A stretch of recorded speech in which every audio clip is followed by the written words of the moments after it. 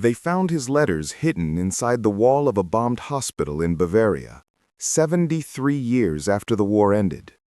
Love letters written in broken English, folded into squares so small you could hide them in your palm. They were addressed to a woman named Anna. No last name, no record she ever existed. But someone loved her enough to risk everything. This is that story. December 1944. The air above southern Germany was a graveyard. American bombers fell from the sky almost daily, torn apart by flak and Messerschmitts, their crews scattered across frozen fields and forests. Most didn't survive the fall. Those who did were captured within hours, processed through interrogation centers, then shipped to POW camps deep in the Reich. But some never made it that far. Their names appeared on missing lists, marked as lost or killed in action, and their families spent decades wondering what really happened to them. Lieutenant James Harlow was one of those names. His B-17 was hit during a bombing run over Munich. The plane came apart at 18,000 feet. Fire ripped through the fuselage. He barely got his chute open before the cold air knocked the breath from his lungs. He watched his crew fall away from him, some with chutes, some without. The silence after the explosion was worse than the noise. Just wind and the distant rumble of engines, and the knowledge that he was alone, falling toward enemy territory with no plan and no hope. He landed hard in a forest north of a small town called Grafenau. Snow covered everything. His ankle twisted on impact, and the pain shot through his leg like broken glass. He tried to stand but collapsed against a tree. Blood soaked through his flight suit from shrapnel wounds he hadn't noticed until now. The cold was immediate and merciless. He knew he had maybe an hour before hypothermia set in, maybe less. He pulled his chute into a pile, covered himself as best he could, and waited. Not for rescue. There would be no rescue. He waited for capture, or death, whichever came first. What came instead was a woman. She appeared through the trees like something out of a fever dream. A dark coat, a wool scarf pulled tight around her face, her breath visible in the freezing air. She stopped when she saw him. For a long moment, neither of them moved. He didn't have the strength to run, and she didn't look like she planned to call for help. She just stood there, studying him with eyes that seemed too tired for someone so young. Then she stepped closer. She didn't ask his name, didn't ask if he was American or British or how many men he'd killed. She knelt beside him, checked his wounds with hands that moved with practiced efficiency, and made a decision that would change both their lives. She pulled him to his feet, wrapped his arm around her shoulders, and half carried, half dragged him through the forest. He tried to ask where they were going, but she shushed him with a sharp hiss. The sound of dogs echoed somewhere in the distance. Search parties. They were already looking for him. She brought him to a small stone building on the edge of the forest. It looked abandoned. Broken windows, collapsed roof in one corner, snow piled against the door. Inside, it was dark and cold, but it was shelter. She lowered him onto a pile of old blankets, then disappeared without a word. He lay there, shivering, wondering if she'd gone to turn him in, wondering if soldiers would burst through the door at any moment. But she came back an hour later with bandages, water, and a small amount of food. She cleaned his wounds in silence, wrapped them tight, and gave him a look that said everything without words. Don't speak, don't move, don't make me regret this. He learned her name over the following days, Anna. She was a nurse at the military hospital in Grafenau. 26 years old, her husband had been killed at Stalingrad 2 years earlier. She lived alone now in a small apartment near the town square, and every night after her shift, she came to the stone building with whatever supplies she could steal. Bandages, antiseptic, bread, sometimes a boiled potato or a piece of dried meat. She never spoke more than necessary. She changed his bandages, checked his wounds, and left. But slowly, something shifted between them. It started with small things. The way she lingered a few extra minutes each night. The way he stopped flinching when she touched him. She began teaching him basic German words, and he taught her English phrases she'd only read in books. They didn't talk about the war. They didn't talk about why she was helping him or what would happen if they were caught. They talked about life before, the places they'd been, the people they missed, the world that used to exist before everything burned. One night she arrived later than usual. Her hands were shaking, her face was pale. She sat down beside him and told him the hospital was being evacuated. The front was collapsing. Russian forces were pushing from the east, Americans from the west. The town would be abandoned within weeks. She would be reassigned to a hospital farther west, deeper into Germany. This was the last time she could come. He reached for her hand. She didn't pull away. What happened next was not a sudden passion or a dramatic declaration. It was two people, exhausted and afraid, finding something human in the middle of inhumanity. She leaned against him. He held her. They sat in the darkness of that ruined building, listening to the distant sound of artillery fire, knowing that the world outside was ending, and that this moment, this impossible moment, might be all they ever had. She kissed him before she left, not with urgency, but with sadness, like saying goodbye to someone already dead. The next morning, German soldiers found the stone building. They found the bandages, the blankets, the evidence someone had been hiding there. But James Harlow was gone, and Anna's name never appeared in any report. What happened to them after that night remained a mystery for over 70 years, until someone opened that wall and found the letters, and the truth turned out to be stranger and darker than anyone imagined. The letters were written over 3 months, February to April 1945, each one more desperate than the last. They weren't love letters in the traditional sense. They were survival logs, plans, promises, proof that something impossible had been attempted. The first letter started with a single line, "I should have left you behind." After the soldiers searched the stone building, Anna made a decision that defied every instinct of self-preservation. She didn't run. She didn't pretend it never happened. She went back to her apartment, packed a small bag, and returned to the forest.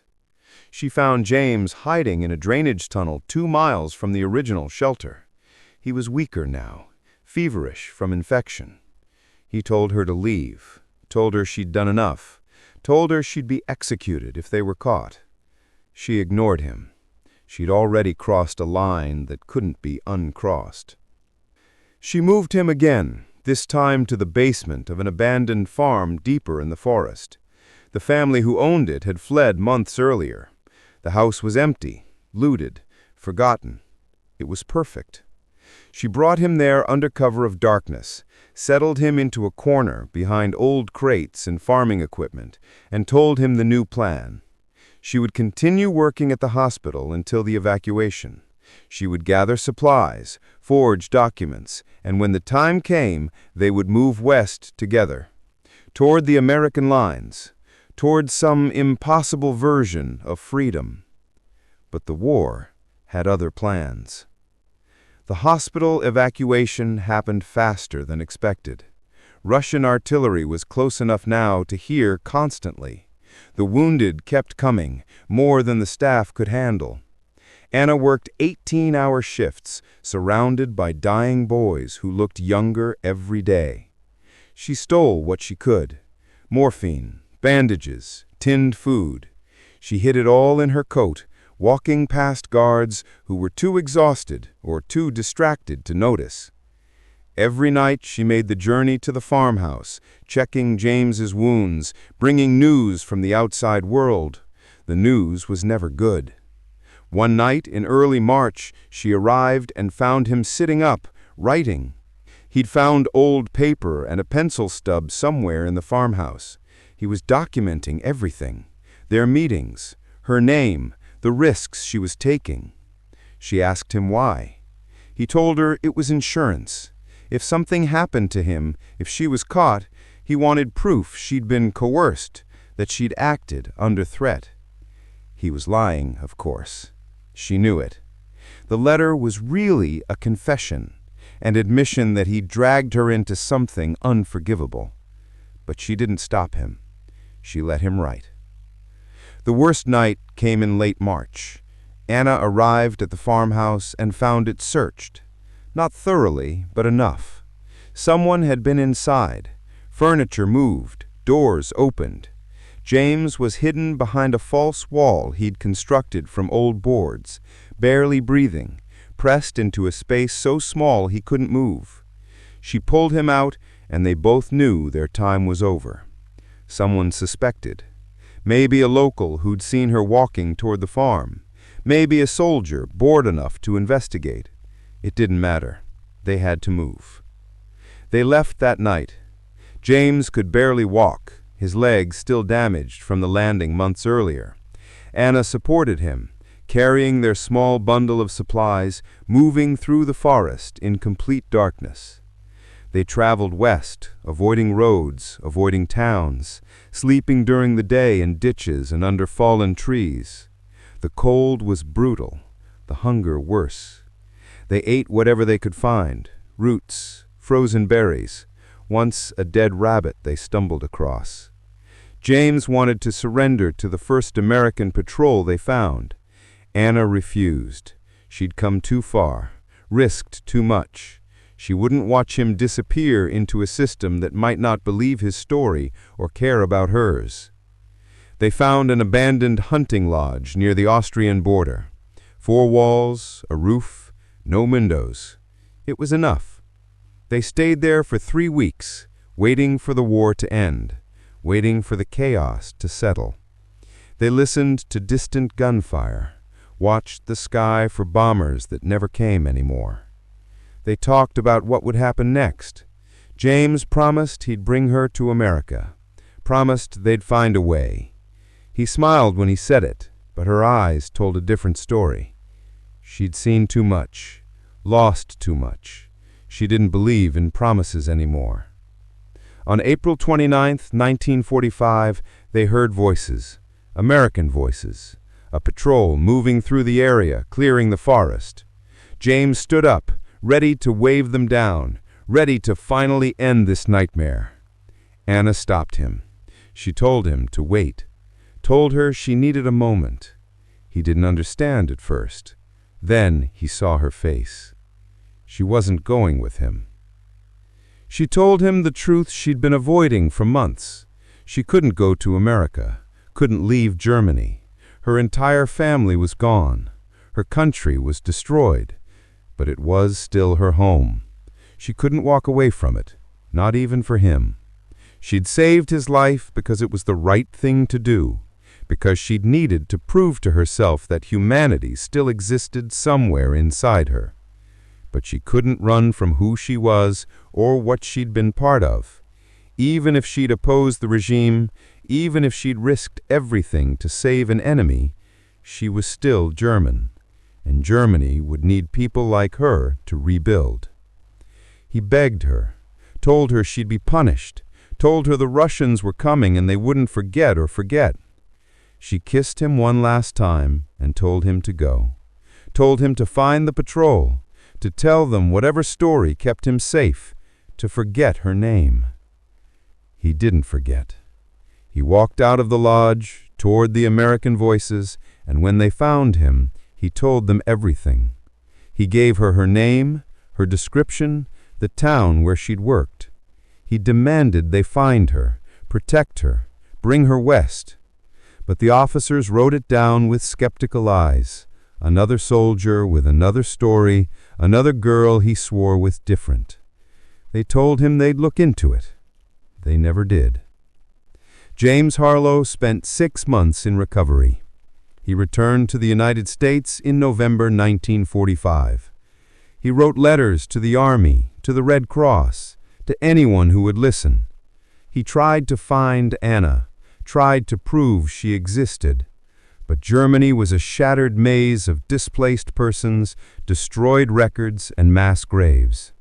Her name appeared nowhere. No hospital records, no survivor lists, nothing.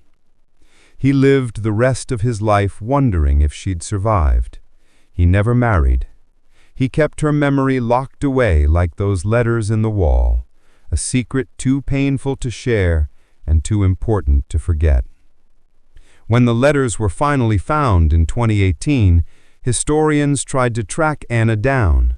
They searched every database, every archive, every remaining record from that region. They found nothing. No birth certificate, no death record. No proof she ever existed, except for those letters, and the words James Harlow wrote in the last one, dated April 30th, 1945. I should have left you behind, but I'm glad I didn't. You saved me in every way a person can be saved. I will spend the rest of my life trying to deserve it. Whether Anna survived the war, no one knows. But someone hid those letters in that wall. Someone wanted them found. And maybe that's the real ending. Not a happy one, not a tragic one.